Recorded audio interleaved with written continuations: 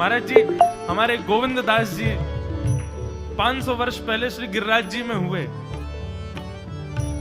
और इनके साथ ठाकुर जी खेलते थे। श्री गिरिराज जी मंदिर छोड़ करके आते थे। हमारे यहाँ ब्रज में आज भी नियम है कि दोपहर में 12 बजे ठाकुर जी का मंदिर बंद हो जाते हैं सब जगह। 12-1 बजे सारे मंदिर बंद हो जाएंगे वृंदावन में। ठाकुर जी सोते नहीं है, ठाकुर जी गैया चराने जाते हैं। वृंदावन में तो बनचारी है ना ठाकुर जी, इसलिए गैया चराने गए ठाकुर जी। और वही बीच का जो समय है 12 बजे से लेकर के 4-5 बजे तक का, वृंदावन में श्री कृष्ण का अनुभव 2 समय में हो सकता है, या तो 12:30-1 बजे से लेकर के 4:30 बजे तक, या फिर रात्रि 10 बजे से लेकर के सुबह 6 बजे तक। या तो पूरी रात्रि आपको श्री कृष्ण अनुग्रह करा सकते हैं, या ये दोपहर का समय जो वन चारण के लिए ठाकुर जी जाते हैं।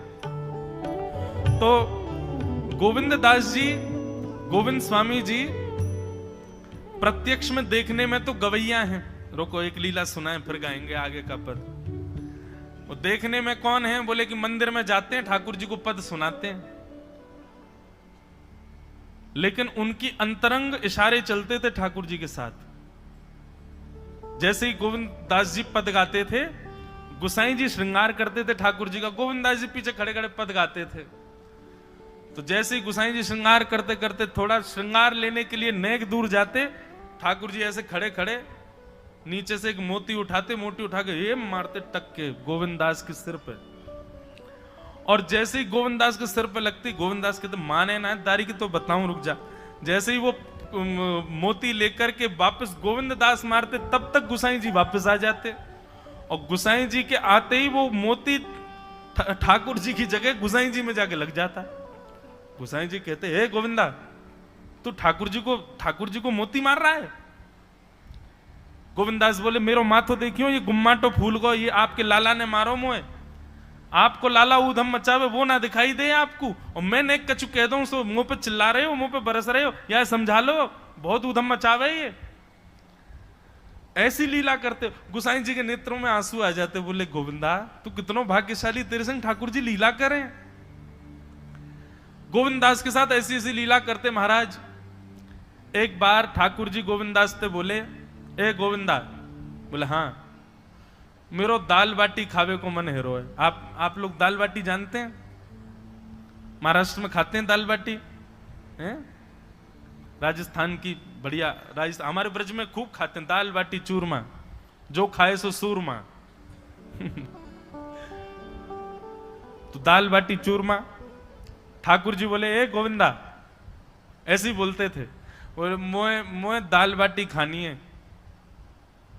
गोविंदास बोले 56 भोग बनते हैं रसोई में। अपरस में मुंह पे पट्टी बांध करके महाराज रसोईया बनाता है। अपरस में यमुना जी का जल आता है वहां से, वृंदावन से, उसके जल में सुंदर प्रसादी बनती है। इतने सुंदर शुद्ध भोजन को छोड़ के यूं कह रहे दाल बाटी खानी है।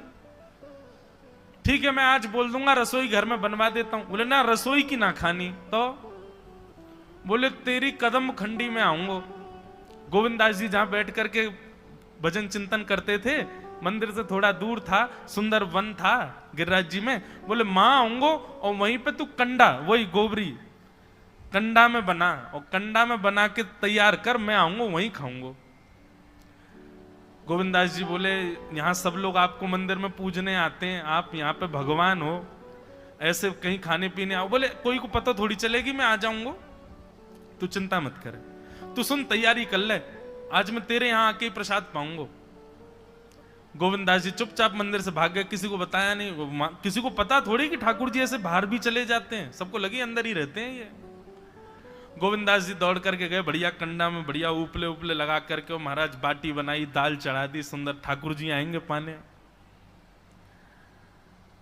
एक पंथ दो काज, ठाकुर जी को 2 लीलाएं एक साथ करनी थी। एक तो गोविंद दास के संग सुख लेना है, और एक झाड़ू लगाने वाला गिरिराज जी की तलहटी में झाड़ू लगाता था, उसको मंदिर में प्रवेश नहीं करने देते थे लोग। तो वो बेचारा बाहर खड़ा खड़ा ही दर्शनार्थियों से पूछता था कि ठाकुर जी दिख कैसे रहे हैं, मुझे ये बता दो। दर्शनार्थी आकर के बताते थे नीली ठाकुर जी ने बाघा पहना है, गले में मोतियों की माला है, मकराकृत कुंडल है, ऐसा टिपारा ठाकुर जी के सिर पर रखा है, और ऐसा ठाकुर जी का श्रृंगार है। तो वो बाहर खड़ा खड़ा नेत्र बंद करके सुन सुन करके ही अपने चित्त में एक झांकी बना लेता था और मन में सोचता था ऐसे दिख रहे होंगे ठाकुर जी। पर रोज प्रार्थना करता था, नाथ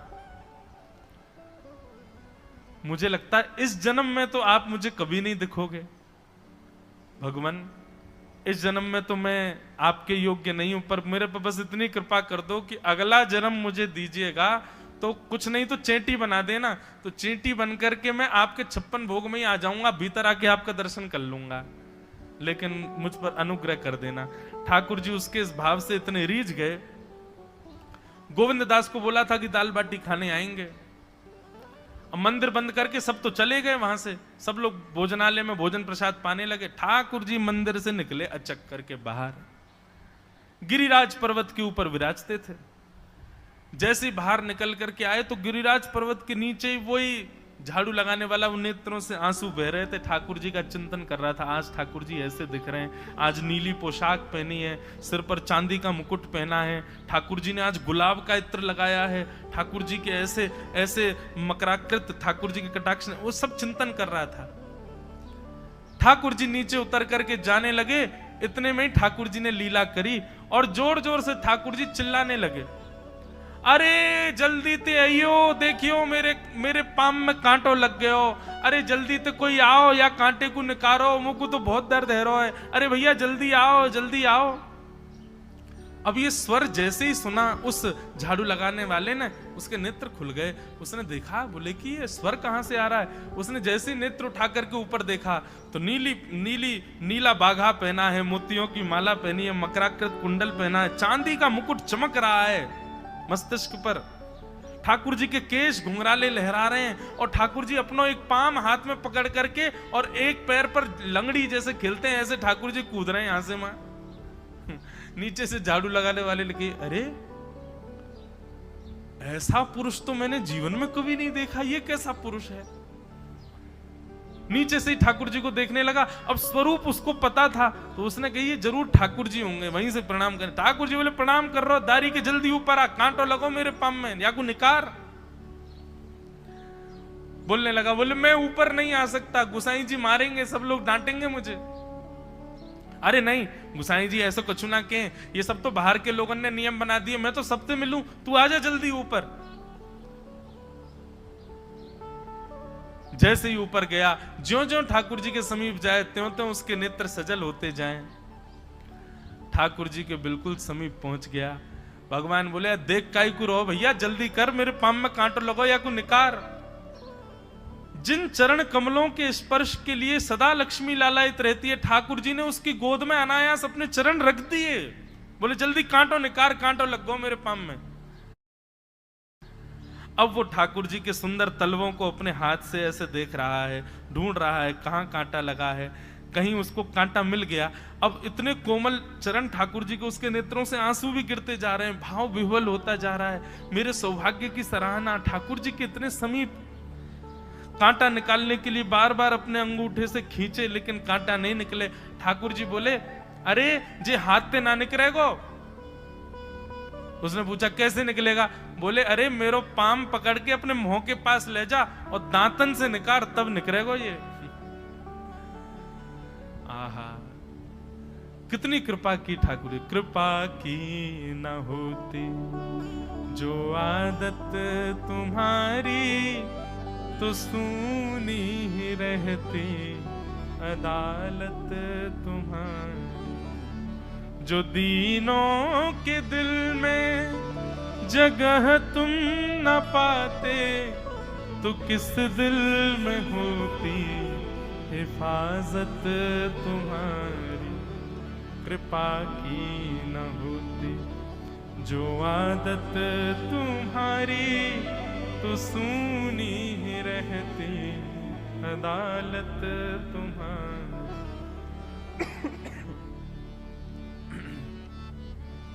कितनी कृपा।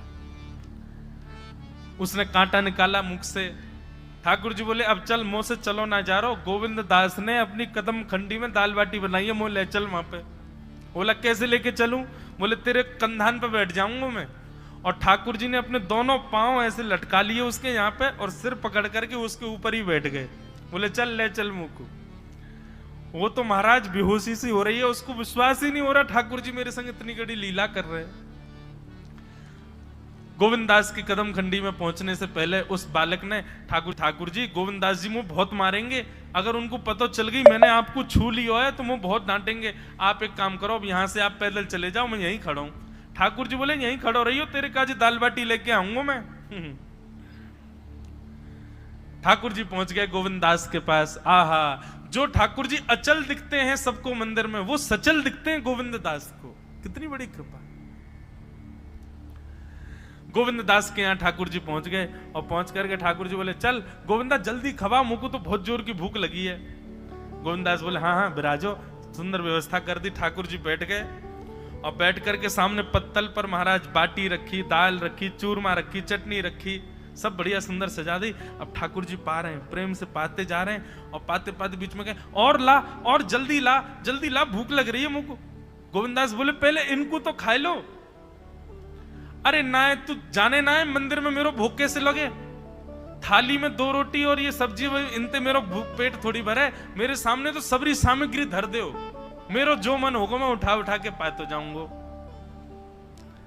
अरे गोविंदा जल्दी जल्दी लेके आ। अब गोविंद दास जी पीछे मुड़ करके बढ़िया सुंदर बाटी वाटी सेकें, इतने में ठाकुर जी क्या करें, एक बाटी तो खा जाएं और दूसरी बाटी उठा के अपनी जेब में धरते जाएं। वो संग आयो वाक्य काजी लेके जानी है। अब तो महाराज ठाकुर जी खाते जाएं भरते जाएं, खाते जाएं भरते जाएं।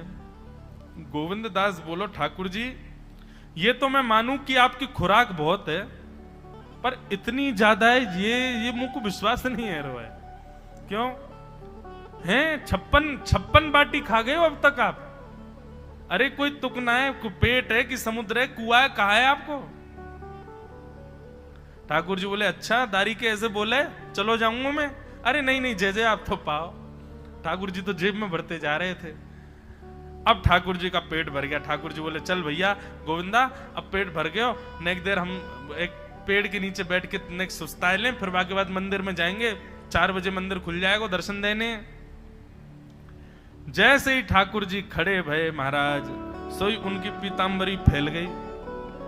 पीतांबरी फैली, गोविंदास बोले जय जय ये बाटी खाए के आप इतनी जल्दी मोटे कैसे है गए? ये पेट आपको है तो सही, लेकिन ये इतना चौड़ो कैसे है गो? और पेट कोई खावे तो वो आगे की तरफ निकल रही है, ये कोने में कैसे निकल रहा है? ये दोनों तरफ पेट बाहर कैसे आ रहा है आपको? ठाकुर जी बोले ना कछु ना कछु, नहीं नहीं नहीं दिखाओ। अब तो महाराज गोविंदास ने पकड़ के जैसे ही पकड़े तो अंदर से बाटी निकल आई।